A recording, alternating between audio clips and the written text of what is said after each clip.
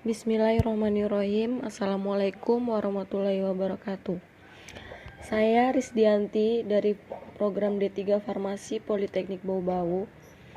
Di sini saya akan mempresentasikan tugas wawasan teknologi industri saya yang berjudul Profil Perusahaan PT Lafi Diskesat Bandung. Baik, langsung saja. Poin pertama, profil PT Lafi Diskesat Bandung. Lembaga Farmasi Direktorat Kesehatan Angkatan Darat Lafi Diskesat merupakan lembaga yang berdiri sejak zaman penjajahan Belanda. Pada tanggal 23 Januari 1950 dibentuk panitia pengalihan dari MSL kepada TNI Angkatan Darat.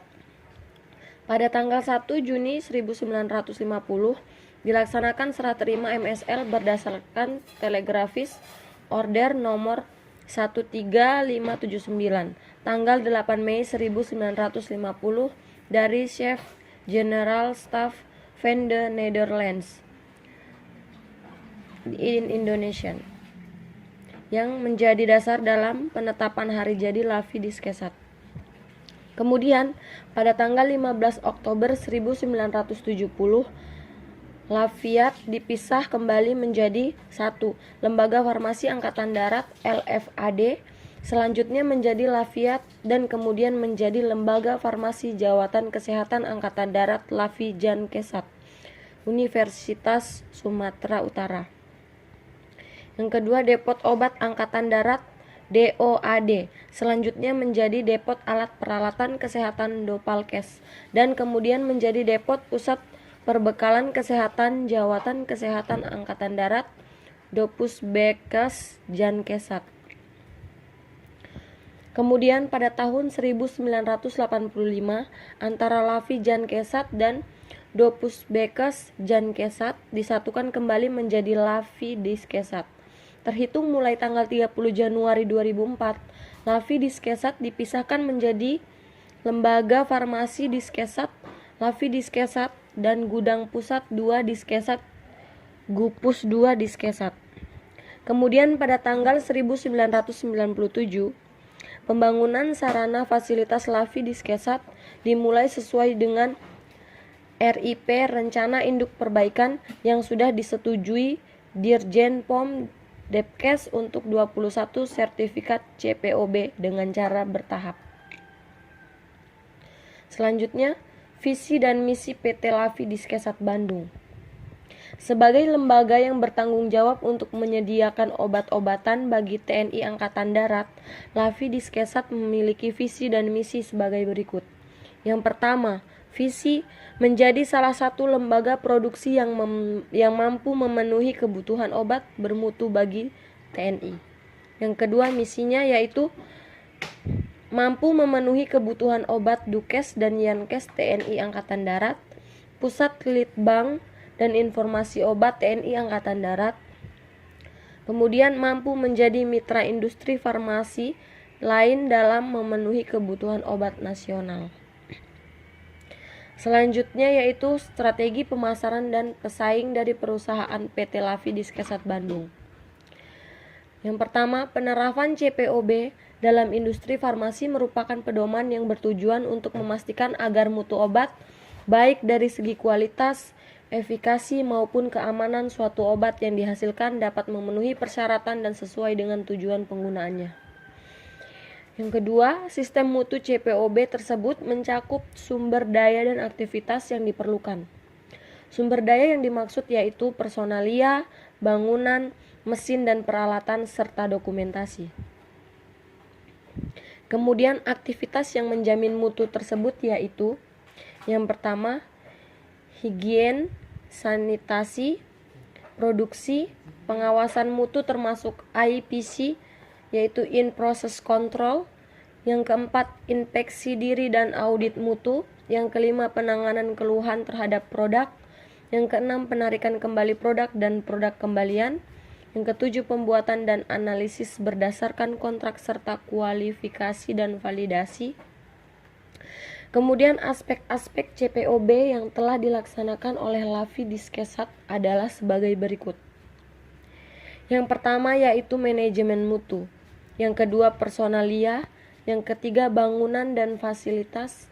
Yang keempat, peralatan. Yang kelima, sanitasi dan higien. Yang keenam, produksi. Yang ketujuh, pengawasan mutu. Yang kedelapan, inspeksi diri, audit dan audit mutu, dan persetujuan pemasok. Kemudian selanjutnya, teknologi yang digunakan dalam perusahaan PT Lavi Diskesat Bandung. Yang pertama, fasilitas pendukung atau utility. Utility ini adalah keinstaller dan sistem. Adapun fasilitas pendukung ini terdiri dari yang pertama, instalasi listrik, yang kedua, sistem pengolahan air, yang ketiga, uap panas, yang keempat, udara bertekanan diperoleh dengan menggunakan alat kompresor yang bekerja secara otomatis dengan menggunakan alat pressure switch. Kemudian yang kelima, air handling system atau disingkat AHS. Kemudian penanganan limbah. Pengolahan limbah padat produksi non-beta lactam dilakukan dengan menggunakan dust collector, yaitu alat penghisap debu dari ruang produksi. Kemudian debu tersebut dikumpulkan dalam kantong penampung yang ada di luar gedung produksi dan kemudian dibakar. Selanjutnya, pengolahan limbah produksi beta lactam terlebih dahulu diolah melalui air washer, di mana limbah padat atau debu-debu yang disedot oleh vakum dari ruangan yang berdebu seperti ruang stripping, pengisian kapsul dan sirup kering, pencetakan, penyalutan, dan pencampuran akan disemprot dengan air bertekanan 4 bar sehingga debu tersebut akan jatuh di bak penampungan. Kemudian pengolahan limbah pada IPAL menggunakan prinsip fisika, kimia, dan mikrobiologi. Yang selanjutnya, pengolahan air mengalami beberapa tahap penyaringan antara lain. Yang pertama, sand filter. Sand filter digunakan untuk membebaskan air dari partikel dan kotoran yang masih ada dalam air PDAM. Yang kedua, carbon filter digunakan pada pengolahan air PDAM. Yang ketiga, penukar anion dan kation. Penukar anion dan kation berfungsi untuk menghilangkan air dari mineral-mineral. Kemudian selanjutnya, produk yang dihasilkan oleh perusahaan PT Lavi Diskesat Bandung. Yang pertama yaitu kaplet seperti Udafit.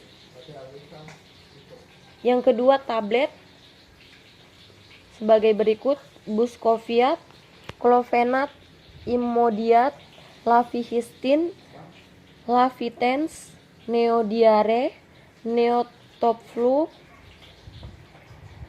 Neuralgat, Neurobiat, Sultrim. Kemudian kapsul sebagai berikut: Sangobiat. Kemudian sirup sebagai berikut: Lavidril DMP sirup dan Sultrim sirup. Baik, demikianlah tadi hasil tugas wawasan teknologi industri dari saya. Lebih dan kurangnya mohon dimaafkan. Saya akhiri, wabillahi taufik wal hidayah. Wassalamualaikum warahmatullahi wabarakatuh.